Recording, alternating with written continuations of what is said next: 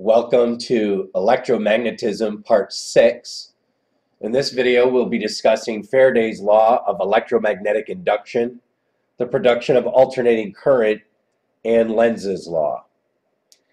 We're going to start off with Faraday's law of electromagnetic induction. To this point, all of our discussion has been about using electricity to produce magnetism, and Faraday came up with the idea, I wonder if you could do it the other way around. If you could use magnetism to create electricity, then obviously, as is indicated here, he ended up being correct. What we're going to do is we're going to watch a short little video right now that really explains well the concept of electromagnetic induction.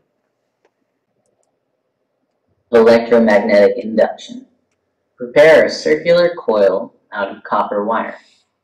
Connect the two ends of this coil to the two terminals of a sensitive galvanometer with the scale having 0 at the center. This closed circuit is shown in the diagram. Note that this circuit contains no source of electricity and the galvanometer shows 0 reading initially. Take a bar magnet NS and move it swiftly towards the coil with its north pole facing the coil. You will observe a deflection in the galvanometer when the magnet is moving. The deflection indicates that current is set up in the coil. Now, move the magnet away from the coil. The galvanometer shows again a deflection, but in the opposite direction. This means current is set up in the opposite direction. If you hold the magnet with its south pole facing the coil and repeat the above steps, the deflections are again observed, but are reversed. Similarly, motion of the coil itself also produces deflections in the galvanometer when the magnet is kept stationary. Do you observe any deflection when you just hold the magnet stationary near the coil at rest? No. A relative motion of a magnet and a coil induces the current in the coil. The current produced by a relative motion of the coil or the magnet is called an induced current and is said to be set up by an induced electromotive force, EMF. The production of an induced EMF in a coil in a closed circuit by the relative motion of a magnet and its coil is called the phenomenon of electromagnetic induction.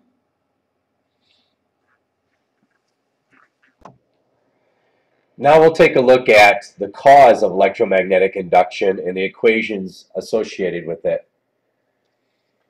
Induced electromotive force, the symbol for that is the Greek letter epsilon, lowercase, and is said to be equal to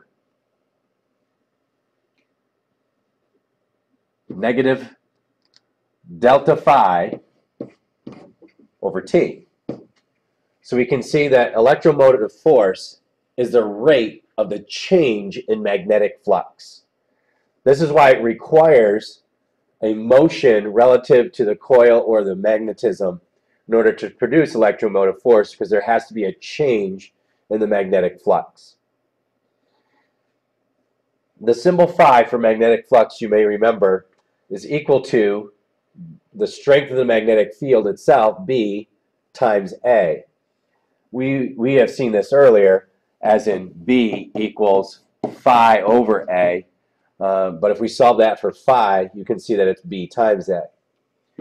So if we say that there's a change in flux, that means there has to be either a change in the strength of the magnetic field or a change in the area in which that magnetic field exists.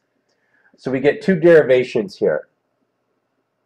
It becomes negative delta B times A over T, the rate of that, or negative B times delta A over T. So when you have a problem here with electromagnetic induction, you need to consider, is it the strength of the magnetic field that's changing in this problem, or is the area in which the magnetic field exists in this problem changing? And more on that to come with practice problems. As indicated in the video that we just watched, this induced electromotive force causes an induced current. And so we have a nice additional application of Ohm's law here. The induced electromotive force is a voltage that causes induced current through the coil of wire which has resistance. All right, we're now going to shift our discussion to the production of alternating current. This is how alternating current in our outlets is produced. It's by electromagnetic induction. And what we do is we take this large magnet here with the north pole on the left and the south pole on the right. And as you can see, this magnetic field, this would produce a magnetic field away from the north towards the south. So we'll draw a series of magnetic field lines here. Okay, and this would be the B. And what we're going to do is we're going to take this large coil and place it in this magnetic field. And what we're going to do is rotate it. We're going to take a look at the rotation. So the rotation in terms of degrees and with respect to how much EMF is induced in that coil during the rotation. We'll call this current position 0 degrees. And you can see that the plane of the coil is parallel to the magnetic field lines here, the lines of flux. Well, what do you know about that? You know that whenever we've used the term parallel, that there has been no force or nothing happening in that electromagnetic problem. Likewise with this, when the coil is parallel to the lines of magnetic flux, we get no induced voltage, no induced electromotive force, therefore no induced current. So our point on our graph is 0 at 0 degrees. We're now going to take and we're going to rotate that coil 90 degrees. And by doing that, in the process of that, you can see that we start to cut the lines of force. And you can see that at 90 degrees, our coil is perpendicular to the lines of force, and we produce a positive maximum value that can be produced here. So under 90 degrees, we'll plot a value that is a positive max value on our graph. As we continue to rotate now to 180 degrees, you can see once again the coil becomes parallel to the magnetic field itself, so we would have no induced EMF. However, in the next rotation, the next 90 degrees of rotation, we once again end up with our coil being perpendicular to our lines of force. However, that's happening in the opposite direction. We're cutting the lines of force in the opposite direction that we were originally doing that when we were rotating it at 90 degrees. So we get another max value, but we get that EMF and current traveling in the opposite direction. So we get a negative max value at 270 degrees. And of course, when we get back to where we started from, we return parallel to magnetic field with a value of 0. So if we connect these plotted points with a smooth curve, you can see what you probably know as a sine wave. This is often called sinusoidal motion, and hence alternating current is produced. Note in this that you get 2 peaks of voltage every 360 degrees of rotation. What's interesting about the power plants in the United States is that they will spin this coil of wire 60 times a second in their strong magnets. That's why our electricity is called 60 hertz AC, because it spins 60 times a second. Well, with every spin, you get 2 voltage peaks. So How much voltage is produced? Well, 60 times 2 is 120 volts, and that's why your outlet's 120 volts. Alrighty, now let's shift our discussion to Lenz's Law. And let's start by a definition of Lenz's Law. In Lenz's Law, an induced current always flows in a direction so as to oppose by its own magnetic field the motion or change that induced it.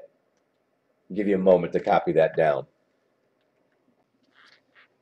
In this example, we're going to take a magnet and drop it through a copper conducting tube, and we'll do this demonstration in class for you as well so you can see it. It's really neat. This is a complicated law. If you read it, it's very confusing. So let's see if we can sort this out for you. So as the magnet enters the tube and is falling through the tube, what this is saying is that magnetism, and we should know this now, is going to create current. Well, we also know, what does current create? Well, current creates magnetism. What this law says is that the induced current created always flows in a direction so as to oppose by its own magnetic field, the magnetic field it creates, the motion or change that induced it. So what you have to think about here is I've drawn the magnet with a north pole down and a south pole up. What opposes an approaching north pole? Well, another north pole would repel that north pole. So that means that the induced current produces a magnetic field so as to oppose the magnetic field causing the induced current. And what we do now is we take and we hand rule. We know that the magnetic field will take the shape of a circle around that conductor. We take and hand rule with our right hand. We take our thumb, we point it at the North Pole, and our fingers curl in the direction of the magnetic field, direction of the current flow around the conductor. So we know that that conductor, as viewed from above, would be counterclockwise, okay, as shown in this diagram. Now, what do we do when the magnet is leaving the copper tube, the copper conductor? Well, what would oppose a departing south pole? Attraction. Attraction would oppose a south pole going away. So we would want to put a north pole here and a south pole there to prevent the disappearing south pole. So what we want to do with this, again, we draw our circle for our induced current that created that magnetism. Our thumb points at the North Pole, and our fingers curl in the direction of the current traveling around the conductor.